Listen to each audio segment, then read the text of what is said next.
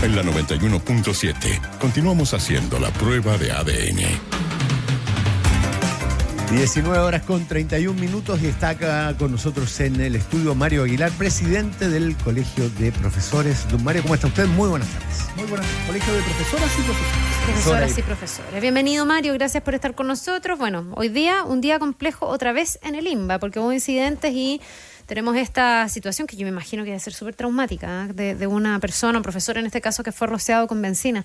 ¿Qué mirada tienen ustedes desde el Colegio de Profesores? No es primera vez, además. No es primera vez y nosotros hemos sido siempre muy claros en condenar esas acciones de violencia absurdas, irracionales, que la verdad no tienen ninguna justificación.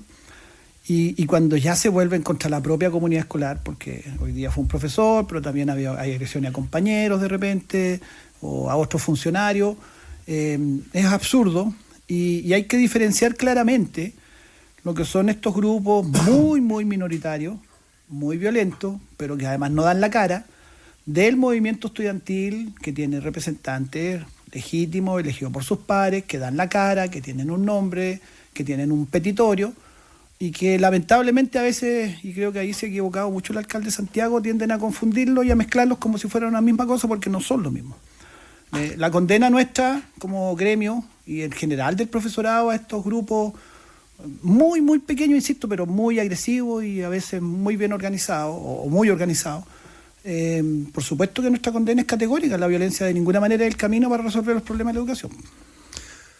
¿Cómo hacemos para terminar con esto? Porque el diagnóstico viene más o menos claro hace varios años, insisto, me tocó reportearlo, pero no hemos podido generar el mecanismo para excluir a esta minoría que no por minoría es menos notoria. Y lo que pasa es que las cosas malas siempre se notan más que las buenas, digamos. Y habíamos visto, yo me acuerdo que a un profesor del Instituto Nacional lo amenazaron con rociar benzina y que en el INBA les estalló una combustible molotov, hiriendo a muchos estudiantes, algo muy lamentable porque uno ve ahí cuáles son las posibles consecuencias de esto. ¿Cuál es el mecanismo? ¿Cómo se actúa cuando hemos tenido 2-3 administraciones municipales que no han podido hacerlo? Bueno, el problema es muy complejo y por lo tanto partamos por decir cómo no se soluciona. No se soluciona con declaraciones rimbombantes, para la tele, frases mediáticas, que de alguna manera uno observa mucho eso. Vamos a sacar las manzanas podridas, vamos a cerrar el Instituto Nacional, dijo hace unos años un alcalde, y etcétera. Porque el problema es complejo, es de difícil abordaje y sobrepasa a las capacidades de las comunidades escolares. ¿Ya? O sea, cuando de repente se pide que los profesores, ¿cómo no controlaron el ingreso? ¿Cómo va a controlar el ingreso al INBA? No sé si ustedes lo conocen. El INBA es una manzana completa, que es casi imposible poder tener un control del acceso completo. Entonces, es un problema complejo, son grupos que uno supone podría ser que tengan niveles de organización externos, porque, bueno, el puro overol cuesta 10.000 pesos y uno dice, bueno, los overoles se renuevan cada semana prácticamente. Hay al parecer un nivel de organización y de apoyo externo, pero además el problema se asienta en carencias que tienen estos colegios por décadas, carencias de infraestructura, carencias de recursos pedagógicos, carencias de reemplazo de profesores ausentes por distintas razones, que va generando un malestar grande. A veces estos grupos se hacen pie en ese malestar, aun cuando, por lo que uno observa, no es que les preocupe centralmente los problemas directos de educación, sino que más bien son un pretexto, pero de alguna manera va incubando. Y hay que cuidar también el respeto adecuado a quienes son representantes legítimos del movimiento estudiantil, porque cuando tú los mezclas a todos en un solo saco, que creo que el alcalde Desbordes hizo eso y a mí me parece que es un tremendo error de él, cuando dijo son sicarios de la educación y calificó a todos por igual, cuando los estudiantes van a una reunión y salen muy molestos de sentirse maltratados, cuando justamente lo que tú tienes que hacer es buscar, independiente que puedas no estar de acuerdo con ellos, independiente que puedan haber demandas que no compartas. Nosotros compartimos varias de las demandas que los estudiantes legítimos y los representantes legítimos levantan, pero también hay otras cosas que son discutibles, que podrían no tener que ver directamente con educación, pero partir por el respeto a la comunidad escolar completa y a los representantes genuinos y diferenciarlos, porque si tú los mezclas a todos en un mismo saco, finalmente lo que vas haciendo es que vas empujando a los representantes legítimos a radicalizarse, a asumir posturas que más extremas, que por supuesto no es conducente a ninguna solución. Y por supuesto, y hay que ser muy claro, hay que meter plata en esos colegios, hay que meter recursos, porque son colegios que tienen carencias enormes. Ya, pero es la clave porque en el Instituto Nacional ha habido mejoras. En el mandato de Iracy Hasler se hizo todo un plan, se mejoraron, vimos los baños, quedó todo bastante mejor, digamos, no digo que perfecto, pero mejor. Y así todo vimos a los estudiantes del Instituto Nacional hace algunas semanas, algunos días, de nuevo manifestándose. Pero ha bajado el número de incidentes y el número de estudiantes que participan de los incidentes. O sea, ya, ha ido una paulatina mejoría de la situación, todavía no óptimo. Pero en el fondo, ¿cuándo es suficiente o cuándo ya, con el daño y la merma que ha tenido ese colegio, se puede decir, ¿sabes qué? Volvamos a clases, paremos de hacer esto y ya estudiemos, nos están escuchando, están mejorando nuestro colegio? Porque también tener un colegio sin ni una carencia es algo complejo, digamos, para muchos colegios. Hay otros colegios que tienen más carencias que esto. Bastaría con pensar en los colegios que están en zonas rurales, que probablemente tienen muchísimas más carencias que estos colegios. Estos colegios, dentro de todo, fueron bien privilegiados en algún momento, con un nivel de educación bastante bueno, digamos. Y todo eso se ha ido perdiendo, Mario. Todo eso se ha ido, al final, en vez de mejorando, empeorando. Entonces uno se pregunta si esto le está haciendo un bien a esa educación pública que se dice defender, o le está haciendo un mal a esa educación pública. No, por eso que hay que diferenciar, por eso que hemos dicho que estos grupos que realizan acciones irracionales, que no tienen ningún sentido y no quedan claro... No, pero ya aislamos a esos grupos. Yo te hablo de los dirigentes, incluso como de la mirada política que puede haber dentro de esos colegios. ¿En qué momento se dice, bueno, ¿sabes qué? Bajemos las banderas, volvamos a estudiar, no sé, pues metámosle a nuestro colegio cariño, recuperémoslo, en vez de parar, manifestarse... o hacerlo en paralelo al menos, pero el promover o resguardar que las clases vuelvan, que la calma vuelva, si ya te están haciendo un plan de mejora dentro de tu colegio. A ver, mira, colegios como el Instituto Nacional, Carla, aparecen de tanto en tanto en las noticias por incidente y cosas, pero en los días en que no aparecen en las noticias se está haciendo clase, pasan muchas cosas interesantes y muy buenas. Sí, pero tú vendrás conmigo, Mario, que las vacantes sobran, o sea, no es el instituto de antes. Bueno, no es el instituto de antes por muchísimas razones, pero se siguen pasando cosas muy interesantes en deporte, en torneos de matemática, sigue habiendo un porcentaje importante de estudiantes que entran a las universidades tradicionales. O sea, la estigmatización, como que ahí solo hubiera incidentes, o solo hubiera tomas, o solo hubiera paros, no es justa tampoco, porque el resto del año también pasan cosas muy buenas. Hay mucha buena educación que se imparte en esos colegios. Y claro, cuando tú tenías antes una altísima selectividad, y hoy día no tienes esa altísima selectividad y por lo tanto tienes que atender estudiantes de distinta condición de capital sociocultural, en fin, distintas, bajan los puntajes y ocurren algunos fenómenos que hay que atender para que esos colegios, si ese es su proyecto educativo, recuperen un cierto nivel de excelencia académica. Pues hay distintos proyectos educativos, hay colegios que ponen el énfasis en el rendimiento académico y es válido, y hay otros colegios que ponen otros énfasis no tan fuertes en el rendimiento académico, y eso es importante, que los colegios estos llamados emblemáticos o tradicionales puedan recuperar de alguna manera cierta identidad, y en ese sentido yo creo que hay que hacer varios cambios en lo pedagógico y en otros aspectos. Pero yo hago el punto que no es justo estigmatizar como que son colegios donde solo ocurren problemas o incidentes. Si alguien ha dicho eso, no sé, yo no digo eso, yo solo digo que el instituto era una cosa, hoy día es otra, hemos pasado por un punto de inflexión y hoy día ha habido un plan de mejoramiento. Entonces me llama la atención en qué momento se dice, ¿sabes que nos escucharon? Ya, ahora entonces calmémonos, hagamos de nuestro colegio algo de nuevo tranquilo, con calma, que las clases que hemos perdido se recuperen, que los que quieren estudiar lo puedan hacer. ¿Hasta qué punto todavía hay más reclamos siempre? Porque siempre va a haber reclamos.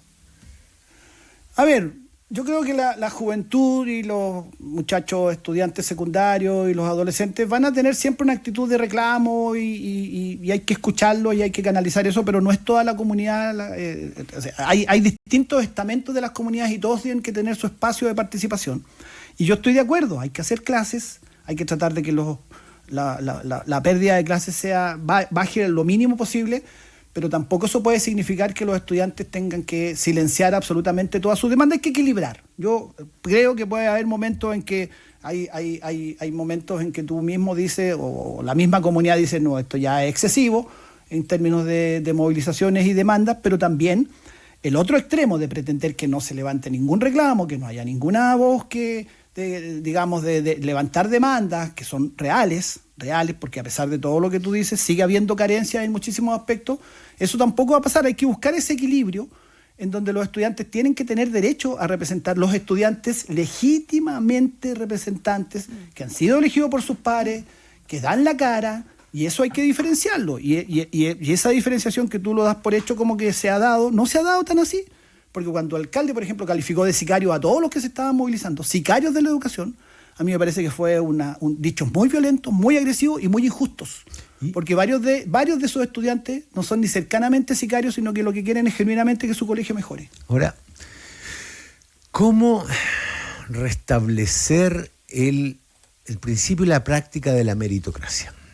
Yo entiendo que con el término de la selección se busca empujar hacia arriba, que no haya este descreme. Pero también todos los sistemas educativos tienen que impulsar aquello de que todos somos iguales en el aula, pero lo que nos diferencia es nuestro rendimiento. Y hay rendimientos sobresalientes que tienden a buscar una exigencia sobresaliente también. Lo fue el Instituto Nacional, productor de grandes dirigentes, pero hoy día eso parece haberse diluido. Claro, cambió el perfil desde el momento que se eliminó la selección.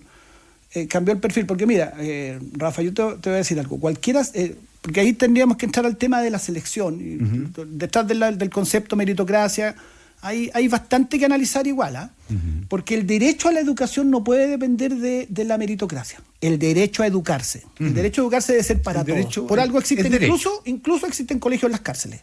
¿Cierto? El derecho a la educación. Es para todos. Exacto, es para todos. Y todos debieran tener acceso a poder educarse en buenos colegios, etcétera, etcétera. Claro, hay colegios que tienen un determinado perfil, ¿ya? Y los colegios que tienen un determinado perfil a mí no me parece del todo inadecuado que puedan haber niveles de selección. Y voy a irme a otro ejemplo para explicarlo. Un colegio que, por ejemplo, tenga un perfil deportivo, que prepara deportistas... Que seleccione cabros buenos para el deporte. Tiene que seleccionar cabros buenos para el deporte, ¿cierto? Obviamente un colegio artístico lo mismo y así siguiendo. Entonces, si hay un colegio que tiene un perfil académico, fundamentalmente orientado hacia el rendimiento académico, y hay familias que quieren eso, hay familias que pueden no querer que su hijo se le saque el jugo en el rendimiento académico, sino que se le desarrolle de una manera más integral, pero por eso son perfiles.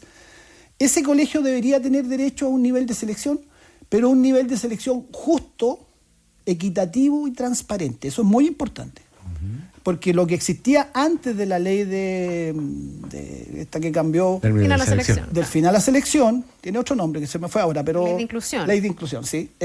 Antes de eso, el sistema de selección era bastante arbitrario en algunos casos, influía mucho el pituto, influían de repente criterios que no eran medios discriminatorios, etcétera, etcétera.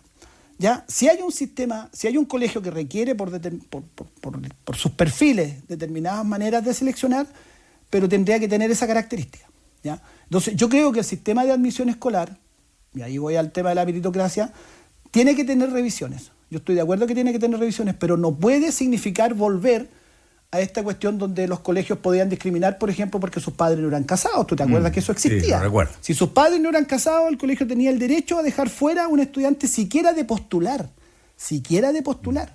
Entonces, entre un extremo y otro, entre el extremo de formas discriminatorias y el extremo donde... El justo medio aristotélico. Es probable, y del Buda. El ancho camino al medio. Entonces, hay que encontrar ese punto de equilibrio, porque yo creo que el sistema de selección que hay, o sea, de admisión que hay hoy día, tiene imperfecciones y genera cuestiones muy odiosas y muy irritantes. Porque, claro, antes no veíamos, o sea, ahora ya no se ven las filas en los colegios, que la gente llegaba a las 11 de la noche el día anterior, y hay un sistema de la fila, se hace hoy día virtual. Uh-huh. Pero mira, cualquiera sea el sistema de admisión, si un colegio tiene 500 cupos y tiene 4.000 postulantes, cualquiera sea el sistema de admisión que tú pongas, van a quedar 3.500 fuera y van a quedar 3.500 disconformes.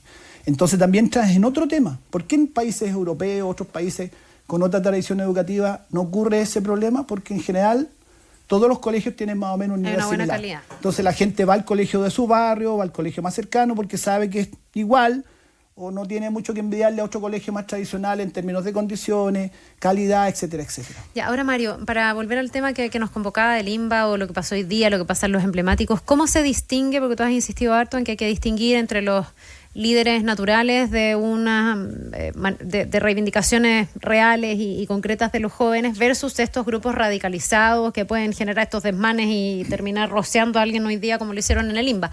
¿Cómo se hace eso? ¿Y cómo se genera mayor control? Porque aquí también es bien ideológico, digamos. Hay quienes ven que aquí hay que poner más mano dura y pasa por un control hasta policial, digamos, y otros que dicen, no, pues eso es algo que está al margen de la educación. Pero ¿cómo se cautela que el derecho a la educación de los que quieren estudiar no se vulnere todos los días? Porque también en el INBA, en el Nacional y en otros hay cabros que ya no quieren perder más clases, básicamente. Partiendo por distinguir, reconocer y respetar al que me está dando la cara. Partiendo por eso. O sea, el que viene frente a mí, autoridad, jefatura, alcalde... Tú en el fondo estás centrando todo el problema en el alcalde Desbordes. Me queda claro que no te gusta la actitud de Desbordes, pero más allá de Desbordes, porque si no caemos de nuevo en lo mismo. ¿Pasó lo mismo con Iracy? Que me estás preguntando por los colegios del alcalde Desbordes, po. No puedo soslayarlo porque me estás preguntando por esos colegios. Te pregunto por todo. No, porque hay otros. También en Providencia y en Ñuñoa tenemos colegios emblemáticos que en el fondo también paran las clases y hay comunidades ya un poco cansadas. En el fondo, papás que te dicen, ¿sabes qué? Yo quiero que puedan estudiar, que no se pierdan más clases porque ya se han perdido mucho. Ya hay luchas que se han dado con justa razón que incluso han tenido alguna respuesta, que era el caso que yo te ponía en Nacional, y así todos se siguen perdiendo clases. Y eso obviamente a los papás les debe preocupar. Pues. Sí, claro que preocupa la pérdida de clases. Y se vulnera el derecho a la educación preocupa. También, me imagino, en algún Por sentido. eso, pero no me estás preguntando mi respuesta. Sí. Ya, pero me queda claro que el alcalde de Desbordes está mal. No, pero es que no solo para el alcalde de Desbordes, que yo creo que hay que recuperar. ¿Pasaba con Iracy Hasler? ¿Ah? ¿Pasaba esto? También pasaba, sí, pasaba con Iracy Hasler.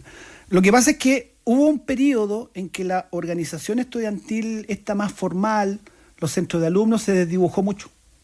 Y ocuparon el espacio estos grupos radicalizados, que no dan la cara, encapuchados, con overoles, disfrazados. Y hoy día, de alguna manera, está retomándose una cierta representación visible, legítima y válida, que es la de los centros de alumnos o las organizaciones que sus pares eligen.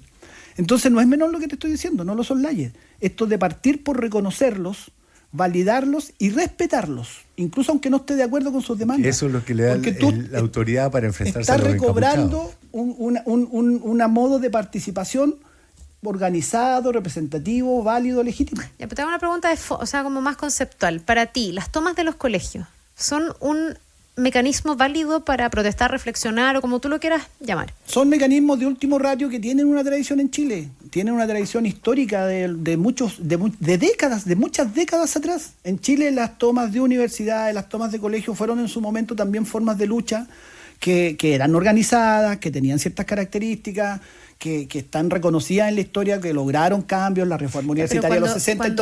Entonces tampoco es bueno como de alguna manera criminalizar toda forma de manifestación o descalificar más que criminalizar toda forma de...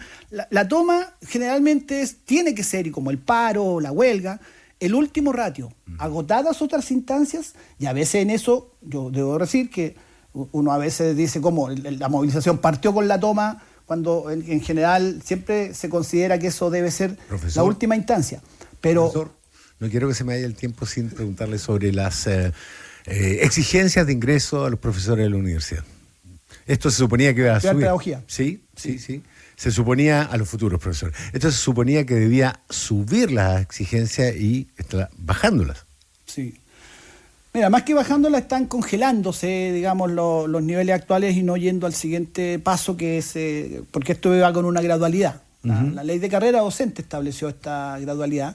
Fue congelada en un momento y ahora se pretende seguir congelándola. Nosotros estamos de acuerdo con que deben aumentar las exigencias para estudiar pedagogía, ¿ya? Porque sube de acuerdo al cronograma que había. De acuerdo al cronograma, sí. Sin embargo, hay que decirlo, la profesión docente hoy día, no solo por razones económicas, también por razones económicas, no es una profesión tan atractiva en comparación con otras, pero además por las condiciones de trabajo de las que estamos hablando. Estamos hablando de condiciones laborales, de altísimo estrés, de agobio, sobrecarga de trabajo tremenda. Ahora mismo estaba viendo en la mañana el caso de unas profesoras en Castro que han sido muy maltratadas por las redes sociales en forma anónima, además muy cobarde la manera en que se les ha maltratado.